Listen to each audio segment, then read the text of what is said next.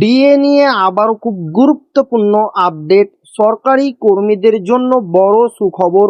সপ্তম বেতন কমিশন কবে দিনক্ষণ জানালেন মুখ্যমন্ত্রী শুভেন্দু অধিকারী।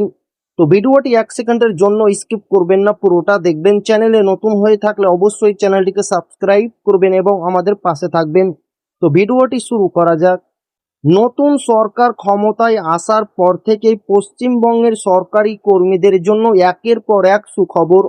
20% ডিএ ঘোষণার রেশ কাটতে না কাটতেই এবার রাজ্য জুড়ে চর্চার কেন্দ্রবিন্দুতে সপ্তম বেতন কমিশন। ষষ্ঠ বেতন কমিশনের মেয়াদ পেরিয়ে দীর্ঘ 11 বছর অতিক্রান্ত, তাই নতুন বেতন কাঠামো নিয়ে রাজ্য জুড়ে সরকারি কর্মীদের মধ্যে চূড়ান্ত উৎসাহ দেখা দিয়েছে। মুখ্যমন্ত্রী শুভেন্দু অধিকারী ইতিমধ্যে সরকারি কর্মীদের বেতন বৃদ্ধির ইঙ্গিত দিয়েছেন। সবকিছু ঠিকঠাক থাকলে 2027 সালে জানুয়ারি মাস থেকেই সপ্তম বেতন কমিশন কার্যকর হতে চলেছে। সরকারি সূত্রের খবর, 2027-এর পর এপ্রিল মাস থেকে কর্মীরা বর্ধিত বেতনের সুবিধা পেতে শুরু করবেন।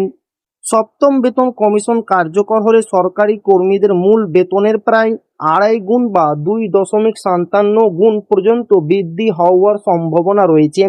অর্থাৎ বর্তমান কাঠামোয় কারো বেতন 20,000 টাকা হলে নতুন কমিশনের আওতায় তা 50,000 টাকা ছাড়িয়ে যেতে পারে। তো এই ছিল ডিএনএ খুব গুরুত্বপূর্ণ আপডেট যা আপনাদের মাঝে শেয়ার করলাম। তো আবারও দেখা হবে ডিএ রিলেটেড খুব গুরুত্বপূর্ণ ভিডিওতে।